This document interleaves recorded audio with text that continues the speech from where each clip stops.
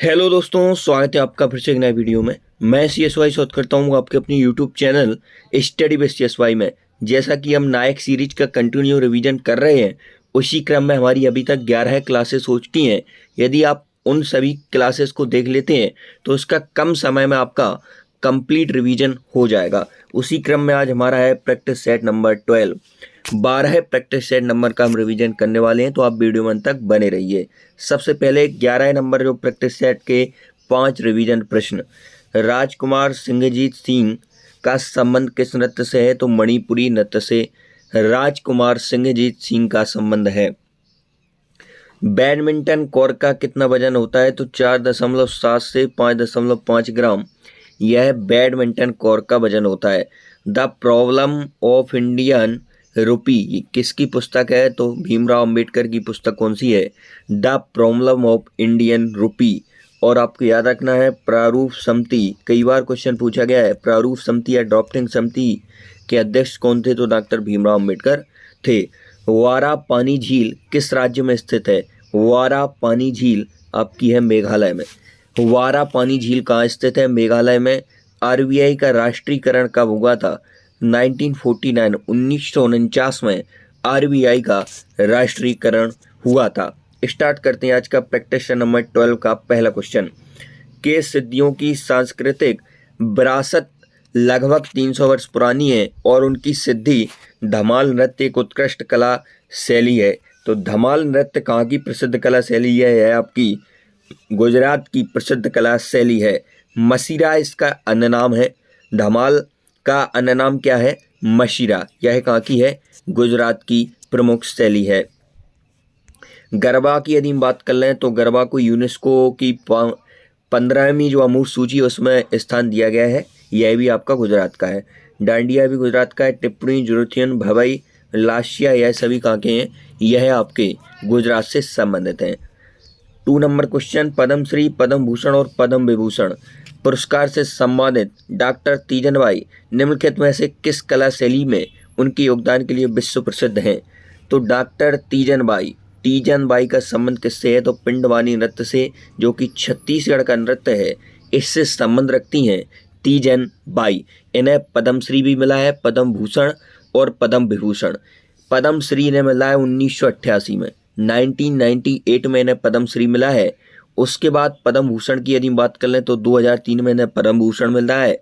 और पद्म विभूषण की यदि बात कर लें तो 2019 में तीजनबाई को पद्म विभूषण से नवाजा गया है। तो पद्मश्री तीजनबाई को कब मिला? 1988 में। पद्म भूषण 2003 में। पद्म विभूषण 2019 में मिला। किस नृत्य से संबंध? पिंडवानी नृत्य से। कहाँ का है? छत्तीसगढ़ का है। पिंडवानी के अन्य नाम पुनिया बाई, यह किससे संबंधित है? पिंडवानी नृत्य से हैं। जैनाबाई, लक्ष्मी साहू, यही इनका संबंध भी किससे है? पिंडवानी नृत्य से है। अगला क्वेश्चन निम्नलिखित में से किसे मुख्य रूप से हिंदुस्तानी शास्त्रीय संगीत का उस्ताद माना जाता है?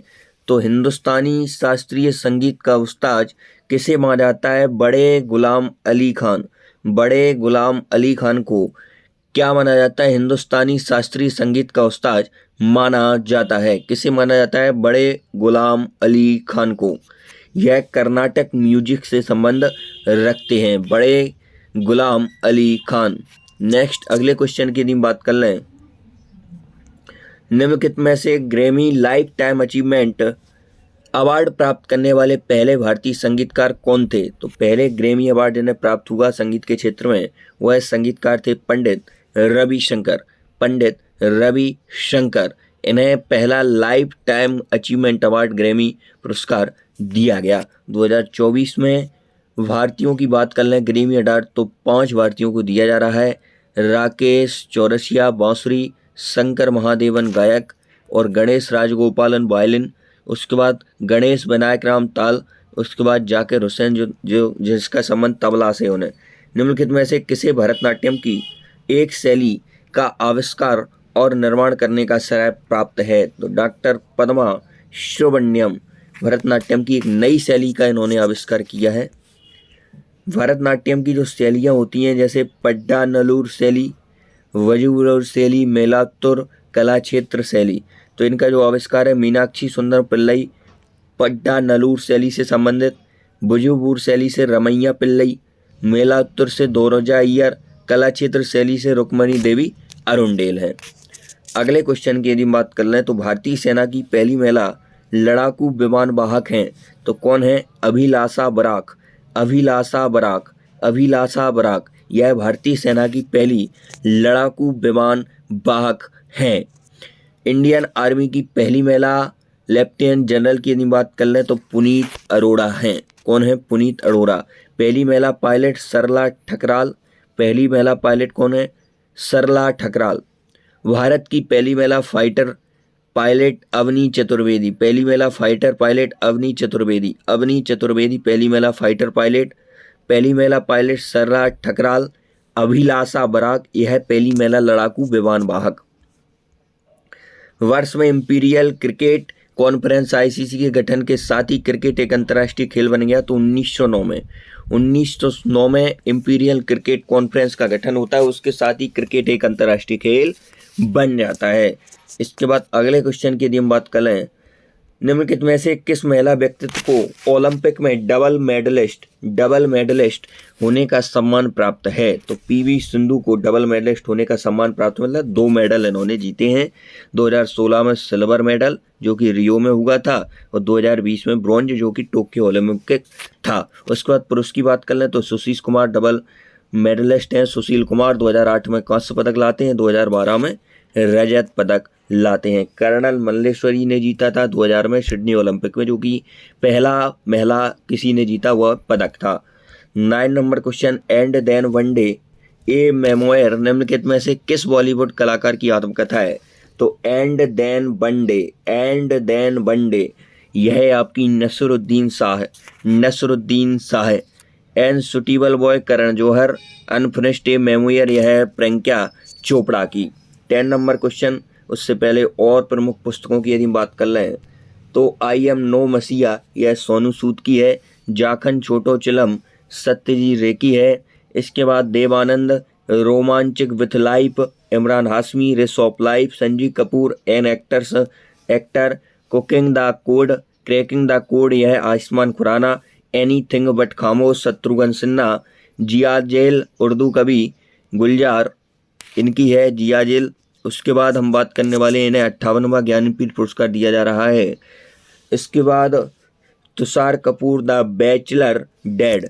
नेक्स्ट क्वेश्चन की यदि हम बात कर लें, भारतीय संविधान के कौन से अनुच्छेद संघ की कार्यपालिका से संबंधित हैं?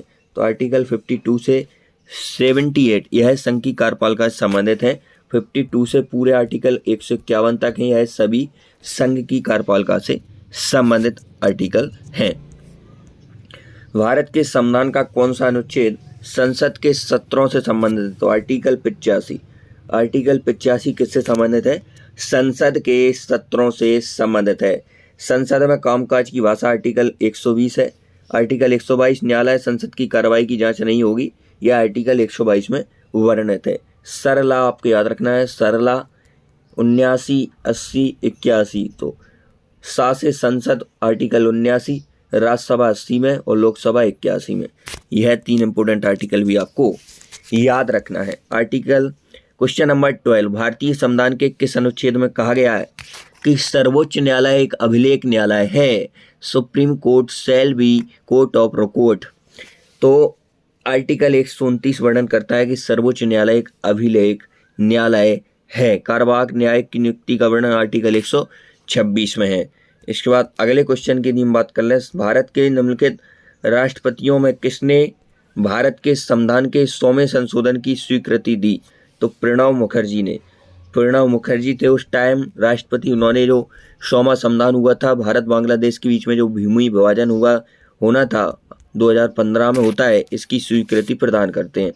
भारत के संविधान के निम्नलिखित संशोधनों में से किसने गोवा को राज्य का दर्जा दिया? तो 56वां संविधान संशोधन 1987 में होता है और गोवा को पूर्ण राज्य का दर्जा प्रदान किया जाता है। 52वां संविधान संशोधन 1985 दल बदल विरोधी कानून से संबंधित है।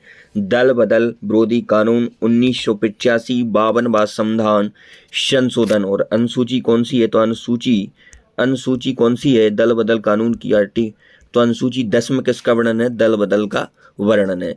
और 7वां जो कम संविधान संशोधन हुआ था 1956 में, यह राज्य पुनर्गठन अधिनियम से संबंधित था।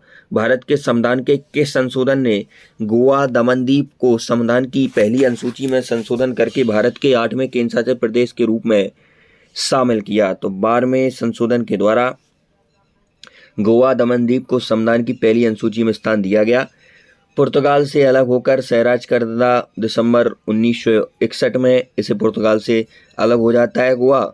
उसके बाद 65वां संविधान संशोधन होता है, सहराज का दर्जा मिलता है। उसके बाद 36वां संविधान संशोधन 1975 में होता है, इसे सिक्किम को पूर्ण राज्य का दर्जा कब मिलता है? तो 36वां संविधान संशोधन 1975 में सिक्किम को पूर्ण राज्य का दर्जा मिलता है। और दिल्ली को राजधानी 69वां संविधान संशोधन 1991।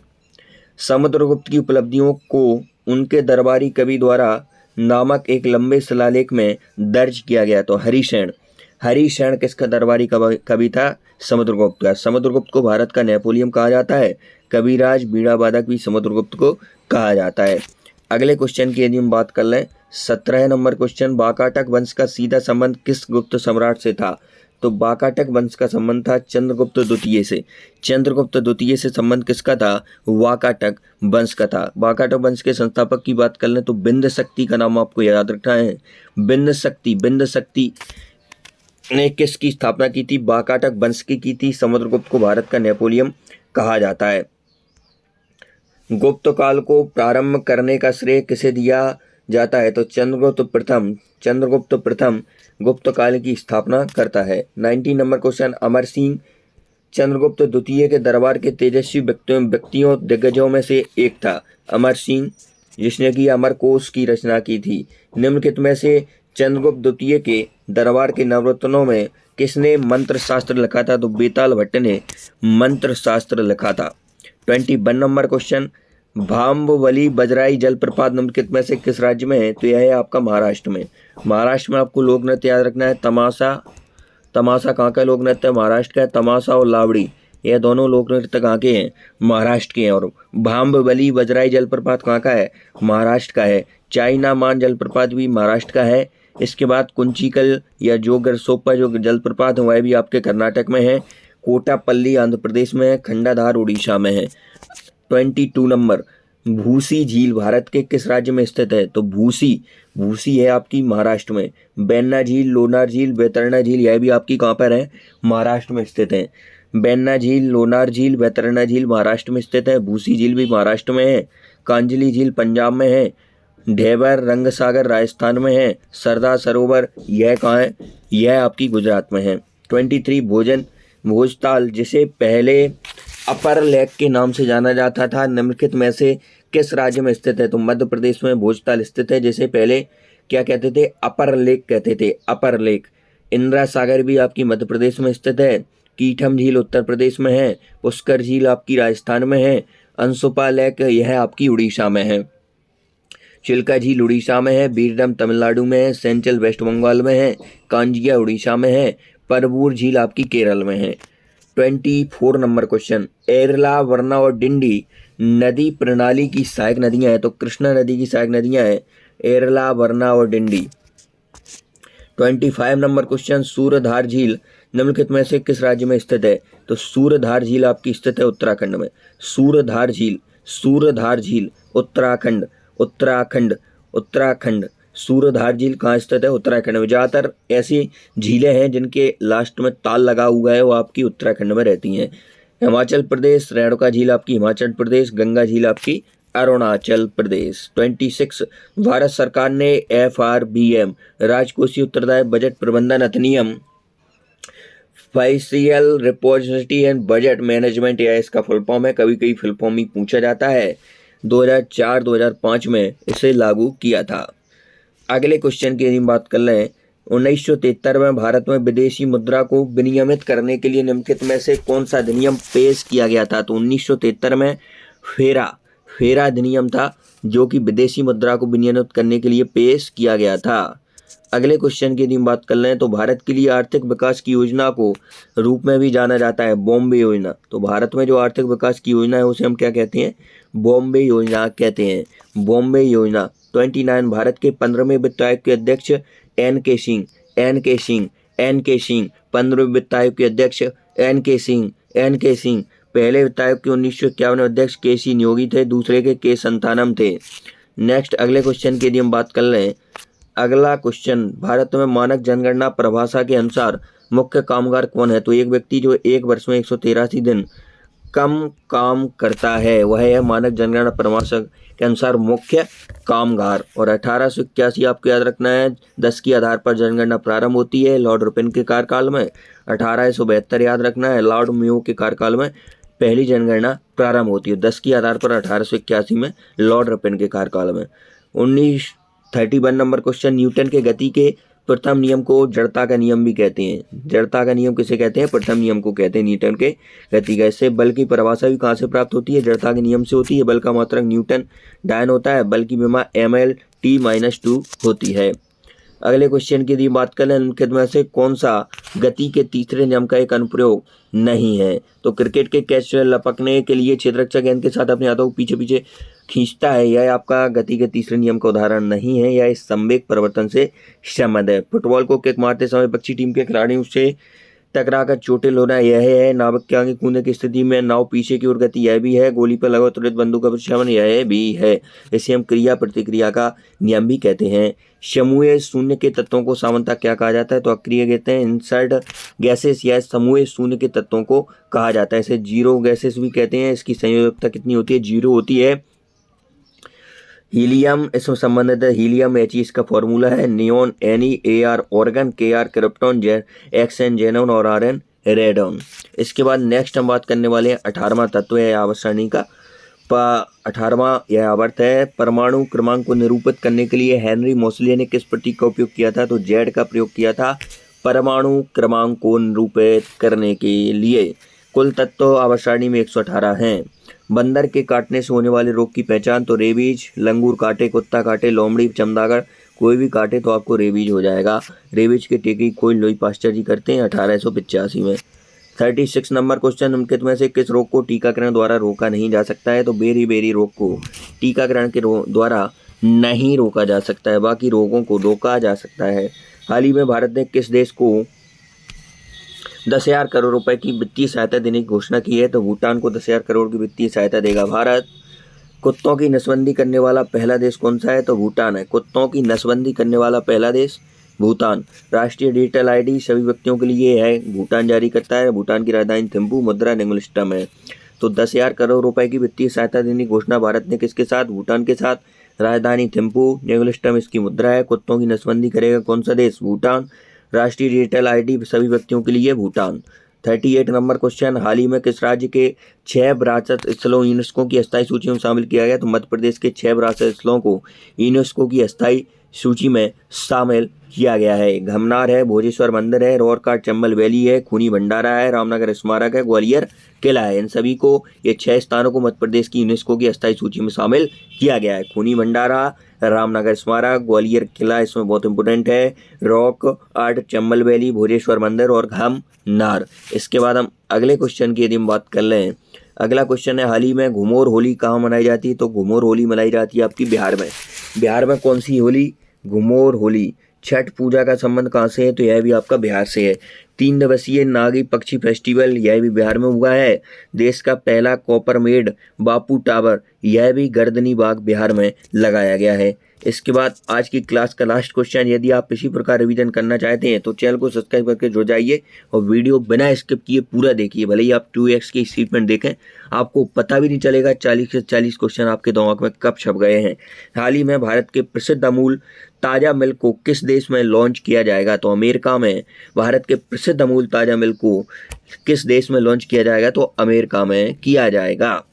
आनंद मिल्क यूनिट लिमिटेड यह गुजरात की कंपनी है। 1986 में इसकी स्थापना होती है आनंद सानंद के साथ। तो आज की वीडियो तय, मिलते हैं नेक्स्ट वीडियो, तब तक के लिए जय हिंद। चैनल को सब्सक्राइब करके जुड़ जाइए।